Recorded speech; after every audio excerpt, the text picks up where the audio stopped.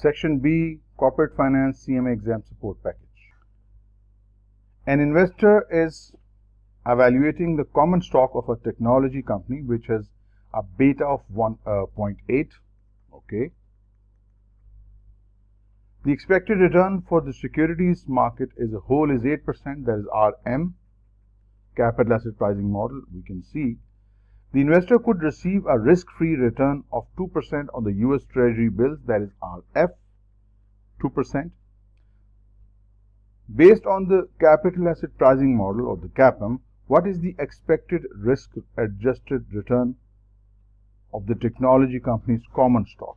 So we need to apply the CAPM model. Expected return or the required rate of return is equal to risk-free rate plus beta times return on the market minus risk-free rate. Just plug in the numbers, you get your answer. Risk-free rate is 2%, beta is 1.8, return on the market 8%, risk-free rate is 2. So it's going to be 8 minus 2, 6. 6 times 1.8 plus 2 gives you the final answer of 12.8%. That is B. Straightforward application of CAPM inputs. Next. Fraser product has been growing at a rate of 10%. Right. Growth rate 10% per year. And expects this growth to continue for foreseeable future and produce earnings per share of $4. So EPS is given, earnings per share is equal to $4. The company has a dividend payout ratio of 35%. Dividend payout ratio is 35%. Whatever is earned, 35% is given as dividend. So this is good. If this is so, then 35% of 4 would be given out as dividend. So 35% of 4 means the dividend that you're going to pay, dividend per share, it is $1.4. $1.4. Right.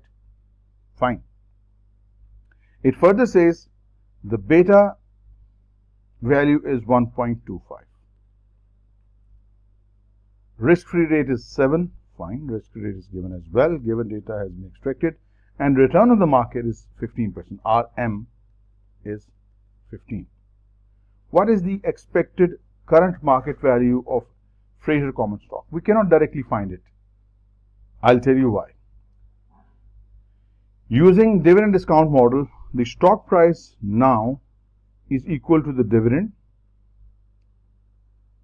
over cost of equity minus G. We have dividend per share right here. We have growth rate also right here. We don't have KE, cost of equity.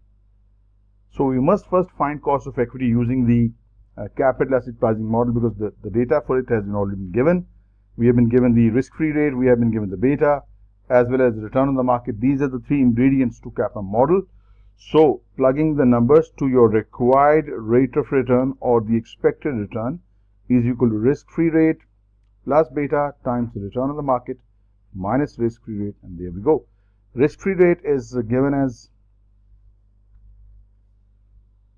7%, quite a high number. Beta is 1.25. Return on the market is given as 15 less 7%. 15 less 7, 8 times 1.25 plus 7 gives you 17. Quite a large number. Using this 17 as your cost of equity in this formula, you can find the price of the stock. So price of the stock is equal to dividend per share, which is we have just calculated as 1.4. Cost of equity we just calculated 17%, and the growth rate is 10%. So basically it's 1.4 over 0.17 less 0.1, and its simplification would give you $20. So it means the price of the stock should be $20 as predicted by the dividend growth model. C is the answer. Which of the following would have the least, mind the word least, impact on the company's beta value? Beta value is a measure of risk, remember. First, debt to equity ratio. Debt to equity ratio is a measure of risk. Means if a business has a high financial leverage, it increases risk to equity. So this would raise the company's beta. If debt to equity ratio is higher, it means the beta would be higher. So it affects beta. Industry characteristics. True. Firms that are operating in riskier industries like tech industries, they tend to have higher betas than those in stable industries. So this is also a factor affecting beta. Operating leverage. Operating leverage is how much fixed cost you have in your operations. So operating leverage means having greater fixed cost. So if you have greater fixed cost, that means your profits are more sensitive to changing market conditions, changing sales. That means it would increase your beta. So A, B, C would affect your beta. What about D? Payout ratio is simply what is paid out of the earnings. So dividend policy has very little or almost no effect on the business or market risk of such a business. So it has the least impact. Very little. Rest of these have. So we got our answer. The one having the least impact is D. If Dexter industry has a beta value of 1, remember beta can have multiple values, but in your syllabus they have discussed beta being less than 1, greater than 1 and equal to 1. Beta of equal to 1 means the stock moves in line with the market returns. The stock moves less than the market returns. It's more stable than the market. Stock moves more volatile than the market return. That's, I'm sure you would remember. So if Dexter industry has beta value of 1, then its return should be equal to the risk-free rate. Wrong. For that, beta has to be 0 to match the risk-free rate. If beta is 0 only, then we say that the company earns risk-free rate or company returns are risk-free. So this is not the option. Price is relatively stable. Again wrong. A beta of 1 means normal market level volatility but not stability as such. Wrong option. Expected return should approximate the overall market. Absolutely right. If the beta of a company is 1, it means the return of this company moves in line with the market returns. This is exactly what beta 1 means. And volatility is low. For the volatility to be low, the beta must be less than 1. Right? But if you have beta of equal to 1, that means the average market volatility is the same as that you have stock and market move in the same direction with return. So it's not low volatile. For that, beta has to be less than 1. So we got the answer is C. Which of the following provides the best measure of interest rate risk for a corporate bond? Moving in the reverse order. Maturity. Maturity indicates the time to repayment, 5 years, 10 years, 15 years. But it's not a measure of interest rate sensitivity. It's not a measure of way to measure the interest rate risk. It's just that how much time will it take the bond to mature. Bond ratings, again, it reflects the credit risk, whether the bond will default or not. It's not a measure of interest rate risk. What is yield to maturity? Yield to maturity, it measures total return. If you hold an asset or a bond till maturity, it's not the interest rate sensitivity. Duration, not in your syllabus, by the way, its computation is not in your syllabus. What is duration? Duration is a tool we use which shows how sensitive the bond price is to change in interest rate. Like if the interest rate goes up by 1%, by what amount the bond value falls. Or if the interest rate goes down by 1%, by what amount the bond value goes up. Because interest rate and the bond values, they move in the opposite direction. And the sensitivity of the bond value with regard to changes in interest rate, this is called duration. And its calculation is not in our syllabus. It is done in CFA, not in CMA part 2. Next question. The term beta can be best described as which of the following? A. Variability or the standard deviation of the investment returns? Not at all. Beta measures market-related risk. Standard deviation is the volatility of the stock return itself. Right? Standard deviation measures total risk, not just the market-related risk. Beta measures the risk of a security with related to the market. So this is not beta. Yes, what is beta risk? Beta risk can be described as the investment return sensitivity to changes in market returns. That is what you call beta. Beta is the way we measure the volatility of returns with regard to changes in the market returns. If beta is equal to 1, it means your stock returns move in line with market, move more violently than market, move less violently than market, and doesn't move at all. It's risk-free. And if beta is -1, not a single question in your syllabus, but if beta is -1, it means if the market is going down, your stock will be giving higher returns. That means negative means it moves in the opposite direction.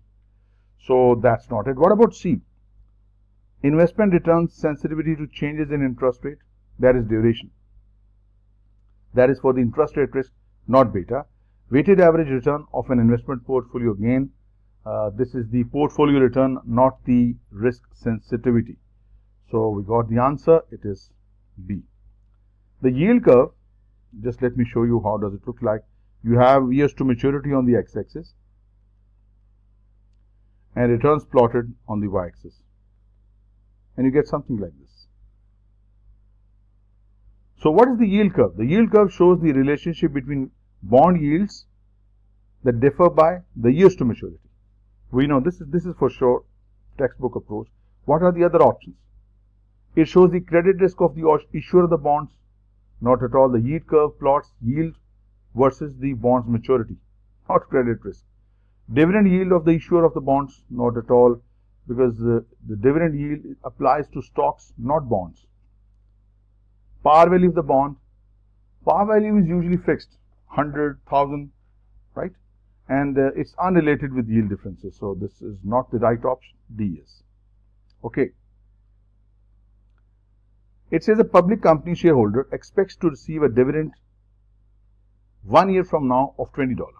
Right now, if it's 0, 0 means now in financial management, you're going to receive the dividend of $20 at the end of the first year. Immediately after the dividend payout, analysts are expecting that the stock will trade at 244 at the end of year 1. If the investors have a required rate of return of 20%, what is the current market value of the stock?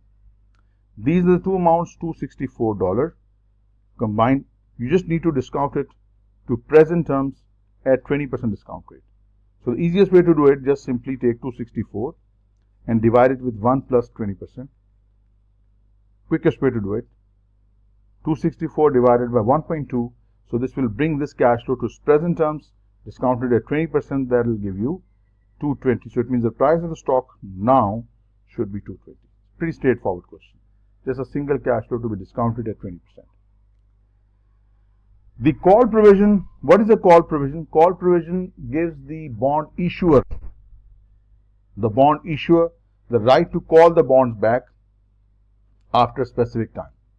So a call provision is in some bond indentures allows what? Let's see each option one by one. It allows the issuer to exercise an option to redeem the bonds. Absolutely right. This is what the call provision is. It gives the issuer, the company that has issued the bonds, to exercise an option to recall the bonds and pay the money to the bondholders. This is the call option. Let us see the other options also. The bondholders to exchange the bond at no additional cost for common shares. That is convertibility feature. That's the conversion feature. It is not a call provision. Call provision gives the issuer the right to call the bonds back. The bondholders to redeem the bond early by paying call premium. Not correct, because only the issuer can call the bonds back, not the bondholder. If the bondholder has the right to return the bond, they are called puttable bonds. But here we call it callable bonds, where the issuer can call the bonds back. Not the right option. The issuer to pay a premium in order to prevent bondholders from redeeming bonds. Again, incorrect.